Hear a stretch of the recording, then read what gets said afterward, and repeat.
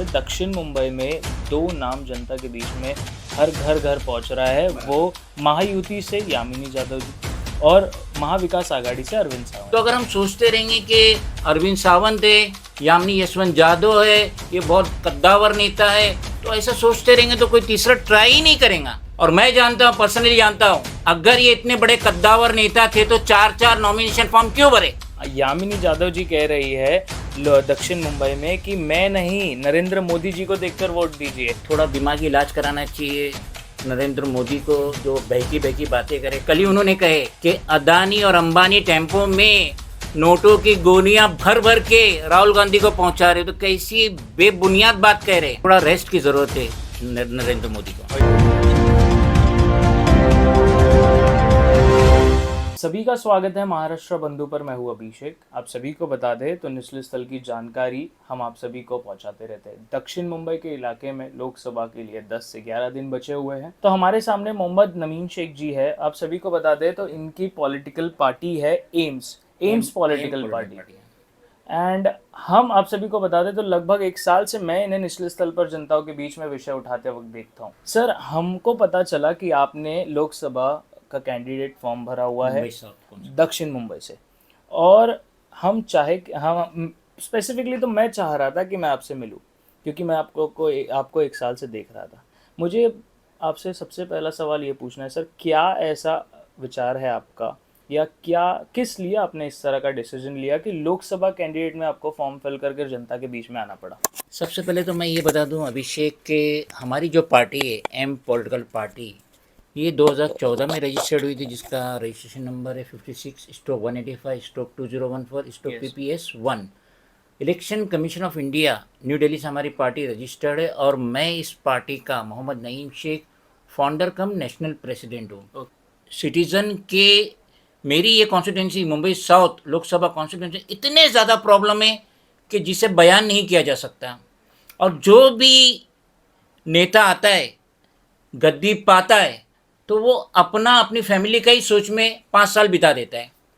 Citizen के बारे में वो ज़रा सा भी नहीं सोचता। हाँ, सोचता है एक चीज़, वो सिटीज़न के घर की शादी अटेंड कर लेता है, शादी में आके फ़ोटो उतार लेता है, और कभी वो रेलवे की टिकट कंफर्म करानी रहती तो एक लेटर दे देता है, या पुलिस का या बीएमसी का कुछ छोटे मोटे मसाइल होते हैं तो एक आध फ़ोन कर देता है, या अपने असिस्टेंट को भेज देता है। तो ये काम कर रहे हैं हमारा सिटिंग एमएलए और सिटिंग एमपी, जबकि हम उसे चुनते हैं कि वो हमारी फलाह बहबूद का काम करे, इंफ्रास्ट्रक्चर का काम करे, फ्री हॉस्पिटलाइज का काम करे, एजुकेशन का काम करे। वो इस तरफ ध्यान ना देते हुए वो अपने ही काम में मसरूफ़ हो जाता है। मैंने भी आपको देखा है। पर सर, मुझे ये पूछना है आपसे, दक्षिण मुंबई में दो नाम जनता के बीच में हर घर घर पहुंच रहा है। वो महायुति से यामिनी यादव जी और महाविकास आघाड़ी से अरविंद सावंत जी। बराबर।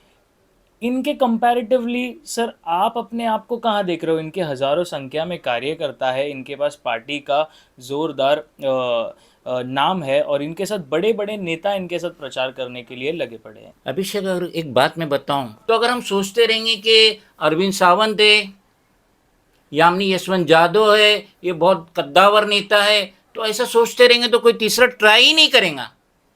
और मैं जानता हूँ, पर्सनली जानता हूँ, अगर ये इतने बड़े कद्दावर नेता थे तो चार चार नॉमिनेशन फॉर्म क्यों भरे।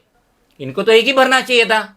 वास्ट एक्सपीरियंस है, एक को 2 टर्म का एक्सपीरियंस है मेंबर ऑफ पार्लियामेंट का, दूसरी सिटिंग 184 बाइकल्ला की एमएलए, तो चार चार फॉर्म भरने की जरूरत क्या। और मुझे देखिए, एक नॉमिनेशन फॉर्म भरा और पूरा कॉन्फिडेंस था कि मेरा फॉर्म रद्द हो ही नहीं सकता। मेरा प्रश्न ये है कि इस वक्त यामिनी यादव जी कह रही है दक्षिण मुंबई में कि मैं नहीं, नरेंद्र मोदी जी को देखकर वोट दीजिए। अक्की पार 400 पार, आप किस तरह से उनके सामने जाएंगे? देखो, अभी लास्ट के जितने भी वीडियोस आ रहे हैं मोदी जी के, तो उससे तो सभी बता रहे हैं, और यूट्यूबर के जितने भी बड़े बड़े यूट्यूबर हैं यूट्यूब के, वो कह रहे हैं कि हाल फिलहाल में थोड़ा दिमागी इलाज कराना चाहिए नरेंद्र मोदी को, जो बहकी बातें करे। कल ही उन्होंने कहे कि अदानी और अंबानी टेम्पो में नोटों की गोलियां भर भर के राहुल गांधी को पहुंचा रहे, तो कैसी बेबुनियाद बात कह रहे।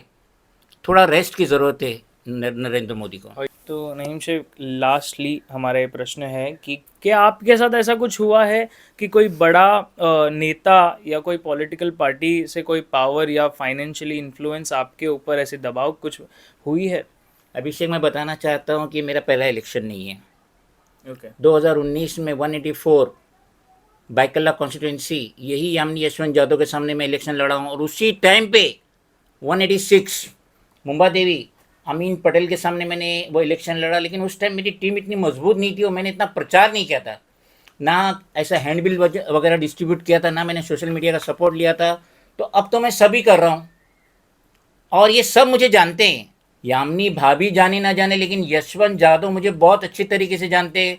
2 दफ़ा जब वो स्टैंडिंग कमेटी चेयरमैन थे बीएमसी में, तो हम खुद जाके उनसे मिले थे, क्योंकि वो पब्लिक काम के लिए बैठे थे। इतना बड़ा रुतबा उनको जो मिला था, 2 टाइम्स हम जाके मिले थे। और अरविंद सावंत भी ऐसे मुझसे अनजान तो नहीं रहेंगे कि नईम शेख को नहीं जान रहे। भाई, मैं रीजनल पार्टी का फाउंडर कम नेशनल प्रेसिडेंट हूँ। मैं लोगों को टिकट देता हूँ और ये लोग अपने सुप्रीमो से टिकट लेते, तो डिफरेंस बहुत ज़्यादा है। तो आप सभी को बता दें, जो इन्होंने कहा वही पूरी सच्चाई से आपके सामने लाने का प्रयास करता है महाराष्ट्र बंधु। दक्षिण मुंबई में जितने जनता हमें अभी देख रही है, आप सभी को बता दें, तो आपको अगर कांटेक्ट करना होगा इन्हें, तो डिस्क्रिप्शन में हमने इनका नंबर और इनका लिंक डाल दिया है, वो भी जाकर देख लीजिएगा, विजिट कर लीजिएगा। है ना लिंक सर? सब क्योंकि सोशल मीडिया पर तो है सर, तो वो भी डाल देंगे। बने रहिए महाराष्ट्र बंधु के साथ, चैनल को सब्सक्राइब कीजिए, लाइक कीजिए, और निचले स्थल की जानकारी हमेशा हम आप तक के पूरी सच्चाई से पहुंचाते रहेंगे। बने रहिए।